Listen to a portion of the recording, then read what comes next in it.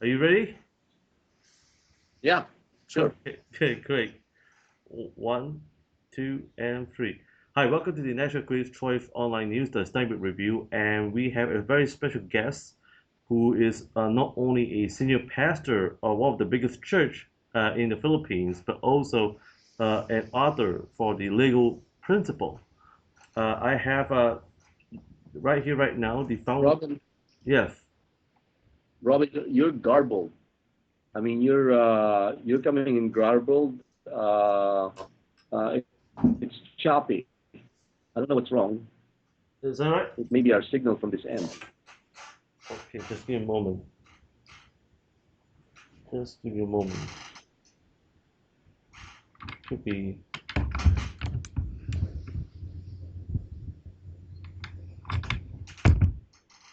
Let me put this on. Maybe this. Hello? Can you hear me now? Yeah, yeah, Is it clear now? much clearer. Yeah. Okay, great. Okay, let's start one more time. Uh, oh.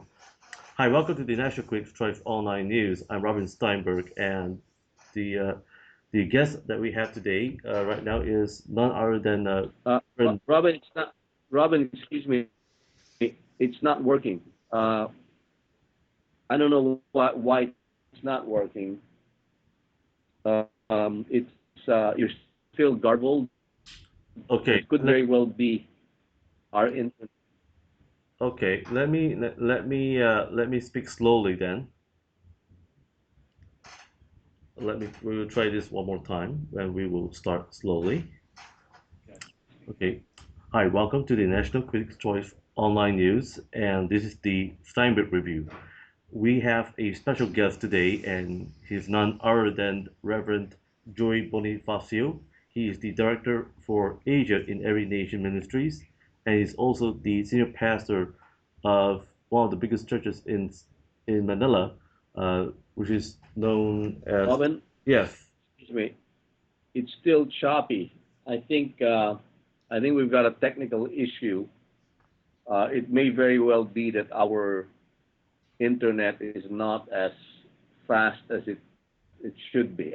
That's my only guess because you're in the U.S., so I'm imagining you've got a very high speed internet, which probably ours is not measuring up to. So I'm sorry about that. I don't know what to do though. Oh, okay. Let me see. Let me Let me, so this is what we're gonna do. Why not we do this? Why not I ask the question and then you answer? Would that be okay? Yeah, sure. Okay, great. Reverend Joy Bonifacio, welcome to the National Critics' Choice. Could you tell us what inspired you to write this book called The Lego Principle and why Lego Principle? Well, the primary reason why I wrote this book was to activate Christians in the pews. It's for the longest time I've always wondered why Christians were not activated. They were not involved in the ministry of disciple making. And I felt like the reason was not just because they were selfish or they were lazy. Much of the reason is because of a lack of revelation. They're not sure that they were designed by God to be involved in discipleship. And this is where the inspiration of Lego comes from because it doesn't matter what shape, what size, what color, it doesn't matter what box a Lego piece comes from. All of them are designed to do one thing, connect to the top and connect to the bottom. And if you can do that, you can pretty much shape the world you live in.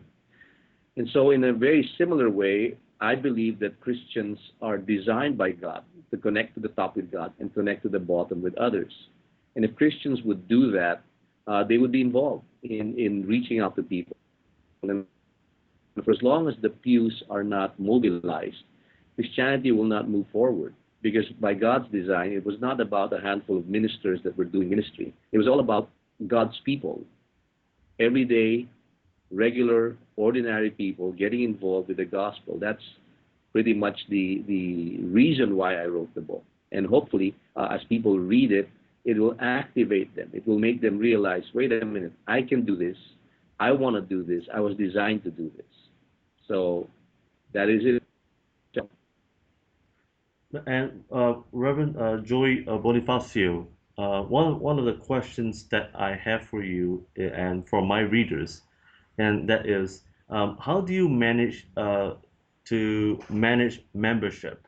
Because you have a very large church, almost about 50,000 in now.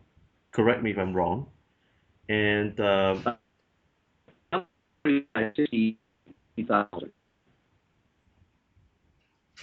yes, could you say again? It's 62,000 now. Oh wow. So how did you manage membership? Well, first of all, you have to understand that the church is not about a single pastor. The church is one church. We have 106 services and in 17 locations, and we have over 70 people preaching. And the idea behind the church is to empower people, which includes members and pastors. Uh, So if you're asking about membership, philosophically, a lot of churches take up membership or probably have filing cabinets loaded with names of people who don't even go to church and call them members. In our case, the way we count members is if you show up at church every week and you make disciples. And so the issue is not getting people to fill up a form. The issue is getting people into relationships in the church, primarily through discipleship relationships, which is what the book's all about, how that happens. And as a result of that, even if you don't take member rosters, people keep coming back. It would be the equivalent of having children who don't want to eat with their parents versus children who are always with their parents. It's because it's not about membership rosters, it's about relationships.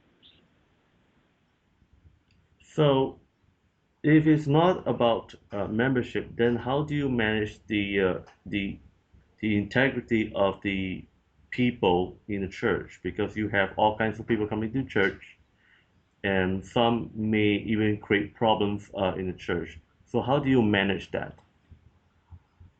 Robin, have you read my book? Well, we read some of the chapters given to us by Charisma Media. No, I'm asking, have you read the book? We no, we only read chapters of the book. uh, which chapters in particular, because the book explains very clearly. Your question is really answered in the book when it talks about and unpacks an entire section. Because if I answer you, I'd have to explain to you the entire book, because it's about, you don't manage people, you build relationships with people. If the idea is managing people, then it won't work, because people don't want to be managed, they want relationships. People are looking to be loved, people are looking for people they can trust, people are looking for growth in their walk with God, not, they don't want to be managed. So what is your secret of your success? Because you've already said that you had other pastors that you empower to preach every Sunday, and your philosophy is not that the focus is not just about you as a senior pastor, but to empower. But Why do you choose to do this? because it's the New Testament model. The New Testament model is to disciple people. If you don't produce disciples, you won't produce leaders and pastors. You'll raise pastors and leaders from disciples. Not everybody's going to be a pastor, and not everybody's going to be a leader, but everybody is a disciple. The more disciples you have, the more potential pastors and leaders you're going to have. So it all begins with discipleship. So, but if you're not making disciples, then it's not going to grow. Now, do you think that leaders around the world of huge mega churches are afraid to pass on the same model as you have done so? I have no idea. I am not. The book was written primarily to show ordinary people that discipleship is something that anyone can do and anyone should do and everyone should do. Um, I have no. I didn't write that to comment or criticize or compare mega churches. I wrote that simply to empower ordinary people in the pews of churches to realize that they are the secret. The secret to church growth is not a preacher. The secret to church growth is how the preacher mobilizes the pews. If you have 100 people who make disciples, and even if the gestation period for each person was 3.5 years, if each of these disciples were to produce one disciple every 3.5 years, that means, technically speaking, you grow by 20% per annum. If you multiply that every 3.5 years, you double the church every 3.5 years. It's that simple. But the key, while the computation is simple, the hard part is how do you get the pew, how do you get the guys in the pew to make disciples? Pastor, did you ever imagine that you will grow this church this many and this big in your lifetime when you first started as a pastor? Well, first of all, I did not grow this church. This church is based on a team. The original founder of this church is Pastor Steve Merle, and I'm just one of the pastors here. And the way we grew this is by developing layers and layers and layers of teams and empowering these teams. And the only way you're going to build teams is you first have to make disciples. Mhm. So, but do you have a cell group system in place? It's we use we don't have a sales system. We have a discipleship. Uh, our culture. It's a discipleship culture that we have that makes people become disciples who make disciples. Because if you have people who make disciples, your church will grow. Mhm. That's simple. Now, you said in your blog that education is not culture, and you said that culture is powerful. Why do you say that? Culture is the thing that people do without thinking. If you, for instance, Americans don't go to church on Sunday afternoons and evenings because they watch football. That's their culture. And it's hard to fight that. So culture is the thing that people do without them thinking. I mean, people eat hamburgers. That's their culture. In Japan, people use chopsticks. They don't think about that. That's their culture. So culture is powerful. If you have bad culture, then you people do the bad things. If you have good culture, then people do the good things. So the point is create a culture, and when you create a culture of evangelism, a culture of reaching out to people, a culture of turning people into disciples, a culture of loving God, then you don't even have to tell them what to do. They'll do it. The secret is create the culture. Now, that's why in the blog that you read, my recent blog, education is sometimes we think that just because somebody was educated in the West, the West becomes their culture. Not necessarily so. Um, they may speak English because it's the language of wider communication, but that doesn't mean that those are their values. That doesn't mean that they're culture.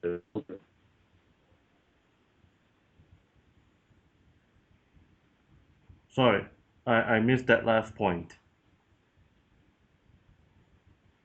I said become a language or was the same back. They don't the same time. But it's culture is based on, then they do it. So he is the making disciples. Because if he doesn't value it, you can tell him to make disciples all day long. He won't do it. Okay. And so, Pastor, what is your three keys to success that you learned so far? Say that again. What are your three keys to your success? To my what? What are the three keys to your success in running this great organization and a church that you have right now today? What are what is the three key leadership skills that you have adopted? Three skills for, well, Three, I think the first one is have a very clear set of values. What is really valuable in life? I mean, if you because at the end of the day, you will practice what you value. That's why Jesus said, "Where your treasure is, there your heart will be also. Where your values are, there your heart will be, and where your heart is, you end up doing it. It's that simple." So if your values are unclear, whether you're a leader or not a leader, uh, you have a problem. But when your values are clear and you know exactly what it is that you value, then it becomes your culture. So I think clear values is one of the most important things a leader should have. The clearer a leader's values are the the easier it is for him to lead and to do things. So I think if you look at your set of values, is God really valuable to you? Are people really valuable to you? Is your health valuable to you? Because everybody knows that exercising is important. Everybody knows that marriage is important. But if you don't value your body, you're not going to exercise. If you don't value your wife, you're not going to take care of your family. It's a values driven world. Whether we like it or not, it all boils down to your values. You make time for what you make time for. And there's only 24 hours in a day, and there's only 100% of resources in a day. So if your values are wrong, you're going to lead wrong. So I think that's the beginning point. Values also drives vision. When you have clear values, you will have clear vision. And so the clearer your values are, the clearer your vision will become. so what's next? Second thing, Yeah, sorry. the second thing I believe is to be relational. I think relationships are the key. I think people underestimate the importance and power of relationships. Um, Jesus said that the two greatest commandments of all time is love God and love others. And those are relational words. That's a relational word. To love God and love others means relationships. And so I think people, leaders who know how to build relationally, who can generate trust, who are motivated by love, who understand the reality that we're living in a fallen world and there is going to be the need for constant forgiveness. People who know how to communicate well and explain to people and listen to others. Those are the kind of people that would be successful because people are not looking necessarily for work. They're not looking necessarily for more theology. They're looking for relationships.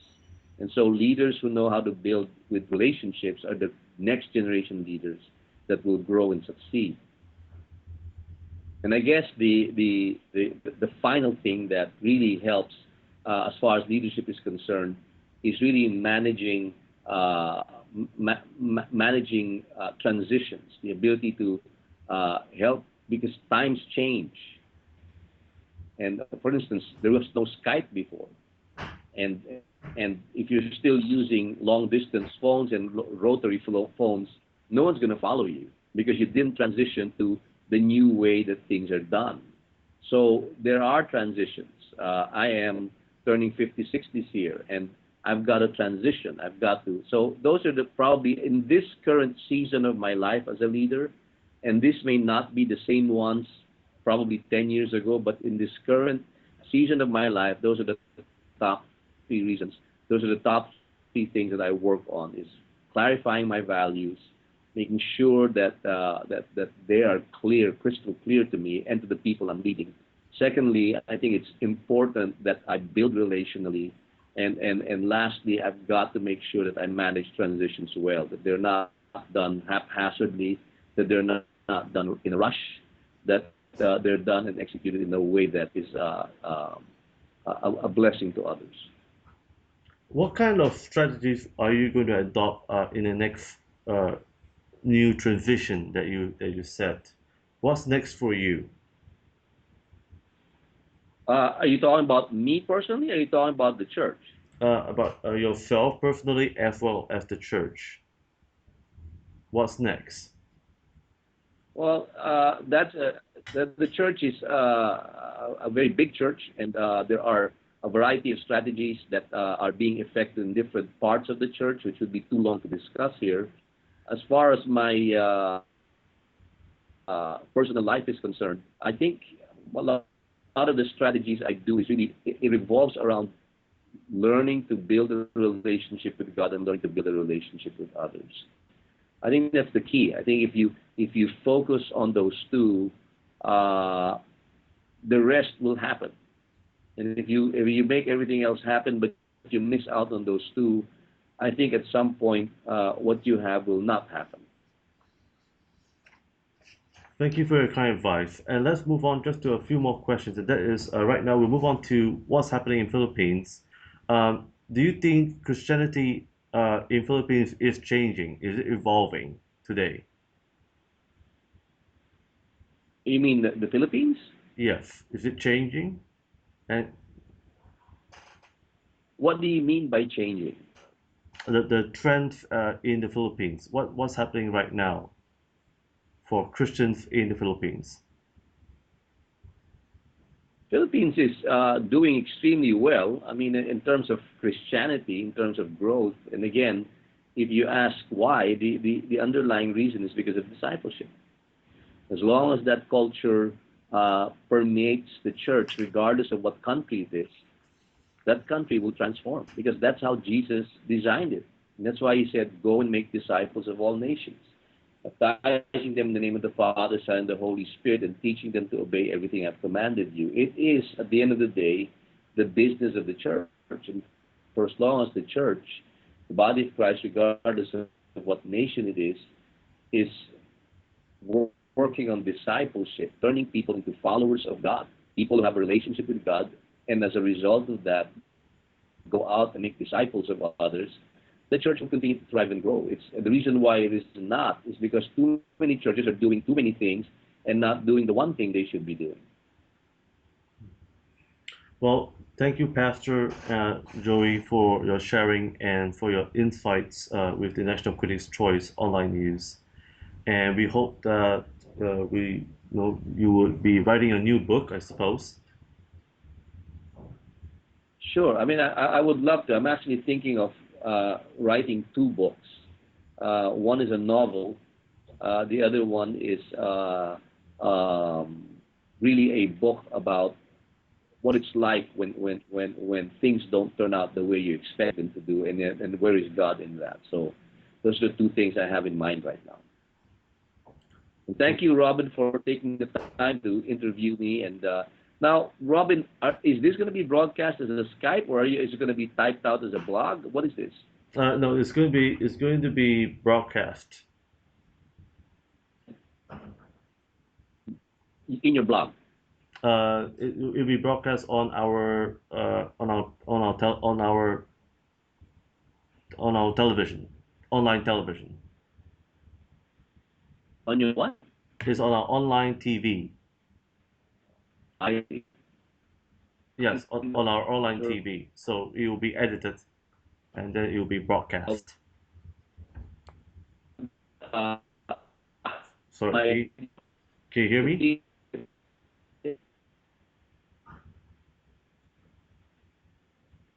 could you find